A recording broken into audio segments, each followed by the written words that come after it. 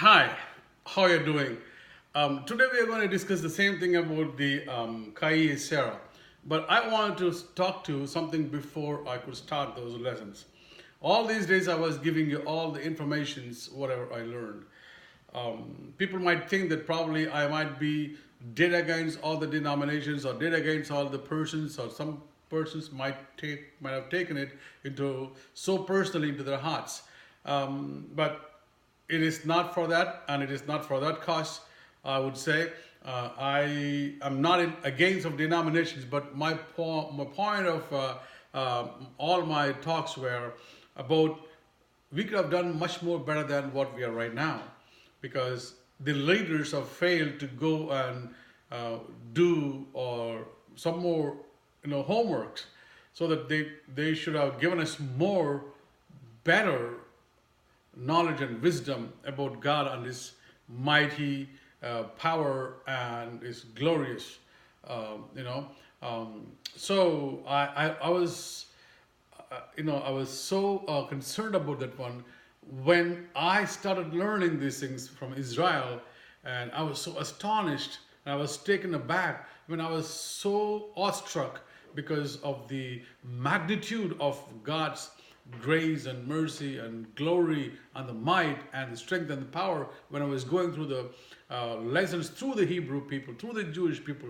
It's phenomenal to know. So that's what I wanted to express it. So whatever I learned, I was giving it to you guys. But when I learned it, Israel people, my rabbis were telling, please don't take this knowledge and just throw it out there, because it's going to be very difficult for those people to take it in. They might retaliate to us. So do not just go and tell it out. So they are very much concerned. They're very much afraid, because those days they were crucified by, I mean, not crucified, they were the what do you call, those days, they had the, man, they had those crusades, not the crucifixion. They had the crusades where Christians killed the Jewish people right inside the central street of Jerusalem.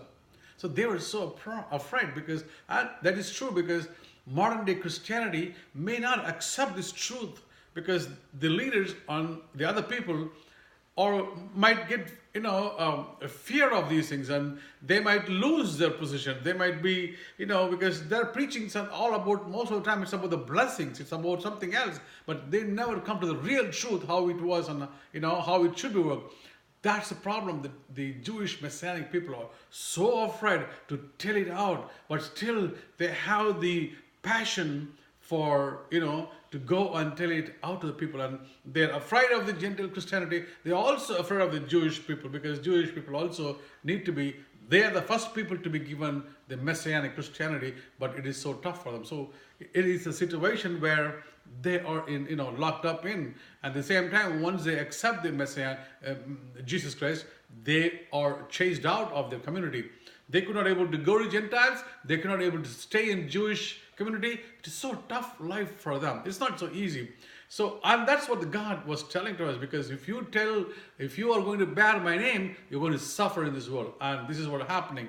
Well, but in spite of that, warnings, I came out, I said, let me go and give my people all the information I learned from the Jewish people, from the Israel, because whatever I said was completely, totally the true facts and with the tangible evidences. I don't come to you without evidence, because I've been into Christianity for more than 30 years of searching and researching. I went to all the denominations, all the churches, and tried to find out what is exactly is this.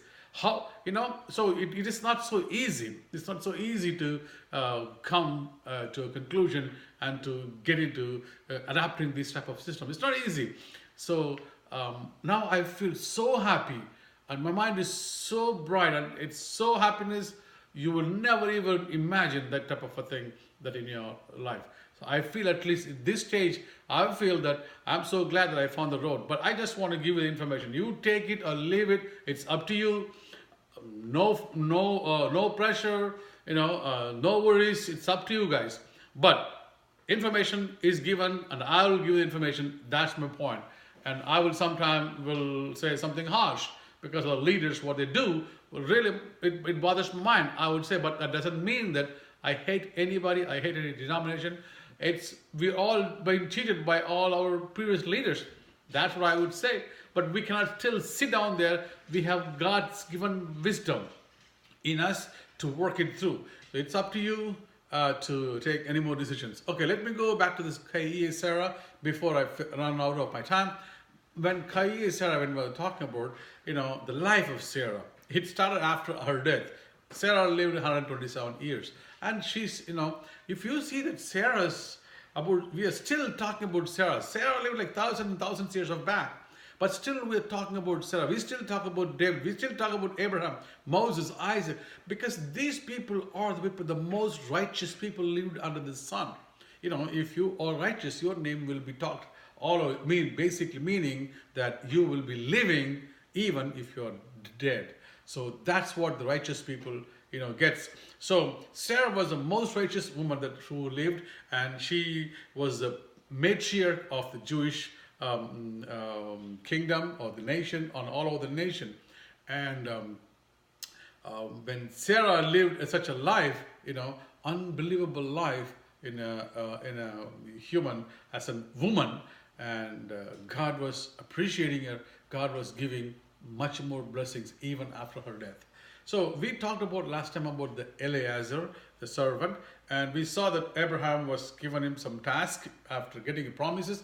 Remember that when the Eliezer was taken this one, he was a servant, just a servant who was working with Abraham. He was used as a big tool to connect these whole nations of the earth. Can you believe that? He was used as a big tool because he was a servant of the first patriarch of the humankind. And he was given an opportunity to serve him and to find a girl for Isaac or Isaac. That's what they call it in Jewish, in Hebrew. And also for Rebecca, they call it Rivka.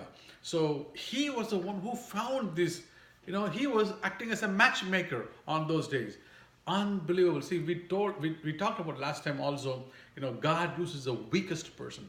God uses the people, those who are, fools and weak to, fool the knowledge and wisdom and power and strong people. So there were 3 people who prayed in the Bible history and they got instant answers. I mean, just like the instant answers. Do you know who are they? Moses, Eliezer, and Solomon. Can you believe? He's been lifted up to the level of Moses and Solomon. Eliezer, the servant, he prayed instantly before even he closes his mouth, he got the result. I would love to have that type of a result. I would like to have my God to give, whenever I pray, boom, I open, it's there. It happened. I want that very badly. But Eliezer, that person, when you talk about, I talked about this one last time also, such a faithful servant of Abraham. But we didn't know what happened when Sarah was abducted. Where was this Eliezer? We saw Lot was not even opening his mouth when Sarah was abducted. But Eliezer was also not there. We don't know. There was no history on that one. But when Sarah died, after the death of Sarah, right away, Abraham calls this guy and go and find a girl for Isaac, and he's going there. Folks, this is a person who was so obedient. This is a person who obeys his master. This is the person who serves his master. This person, God lifted him and he put his name, in a connection basis for the whole heaven on the earth, because he was connecting the Jewish nation, the forefathers of the Jewish nations, like Isaac and Rivka, Isaac and Rebecca, So that's what his job was. He was connecting them into the into the nations. So he was being a matchmaker. When he went, see, when you read the story of that one, if you read, I think Abraham, Genesis 24, I believe, if you go and read the chapters, it says that he goes. When Abraham told him to go, he went, he left. But Abraham did not give him any instructions on how he is supposed to do. He has to be very creative. He has to be more motivated. He has to do this one. So The servant did the same thing. He was so creative and he was so, knowledgeable. He used his, wisdom to find this Rivka. So he went there, and while he was going, he was praying to God.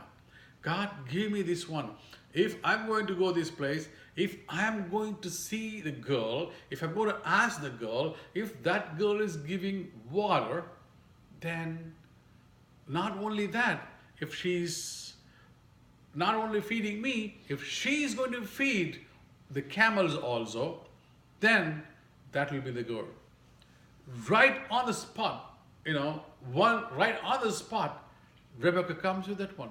And he goes to her and he asks only small water to drink. He didn't ask anything to feed the camels or not, but he was testing her. Can I get some water to drink? So instantly, Rebecca was giving to him the water. And she was waiting until he finishes drinking. Why she should be waiting? Why Rebecca should be waiting? See, she didn't even speak a single word until Abraham finishes his drink. See, she doesn't want to choke him while answering to him. But, we don't care. In our nowadays, we serve the food and we talk. We don't care. So patiently, she was waiting for him and she was serving the food. After that, she voluntarily asked him, let me feed the camels also. See, she was pouring him some water, and also she used another type of vessels to pour to the camels, because camel drinks more water.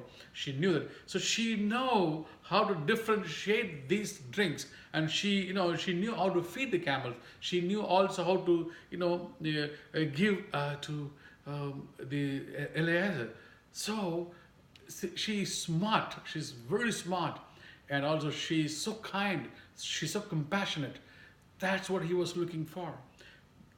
Eliezer was looking for a kind, compassionate, merciful person for Isaac. This is a Jewish way of selection, bride. They didn't look for jewels, and they don't, and he didn't look for jewels, or he didn't look for anything else, beauty, or he didn't look for anything else, wealth, how much they have, what education she has, nothing. Kind, compassionate, merciful. These are the three important things that he was looking into a woman. Can you believe this, folks? These are the main thing. The Jewish people are supposed to be kind. Jewish people are supposed to be passionate. Jewish people are supposed to be merciful to this world. That's what the quality which makes a Jewish person. So this is what Eliezer was looking into, and he chose Rivka because she did exactly what he was supposed to do.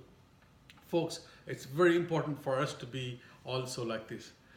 When we look for the girl, how we look? We'll look some educated person, good background. Is the background will be working for us or not? How much we can make money out of her? We look for the beauty. Does she have a long hair? Is she fair enough? Her nose is long. We look into so many things. Look at Eliezer, how he chosen this person for Isaac, for Rivka, for the Jewish person. He was a matchmaker, and he was so creative, and he tested her, asking her water, and she passed the test, and he took it into. So Eliezer prayed, and he got the results right away. Folks, it is not about the people, Moses or Eliezer or Solomon. It is about the circumstances that God was answering. If the heavens and earth are supposed to be united, it's in that circumstances. If there is a circumstance created like that, God answers instantly. Moses prayed, and the fire was given into the tabernacle. 40 years the fire was not put off. Eliezer prayed. Instantly they were looking for a Jewish mother, the first a patriarch. Right away she got that, she was given to Eliezer. Solomon was building the temple. See, these three instances are very important, big circumstances. Circumstances made them pray, and then God answers. We might come across so many circumstances when we pray. I hope God will answer all our prayers like he answered Eliezer, Solomon, and Moses. Well, I'll come back and talk to you next time. Until then, Shabbat Shalom, Shavua Tov, peace.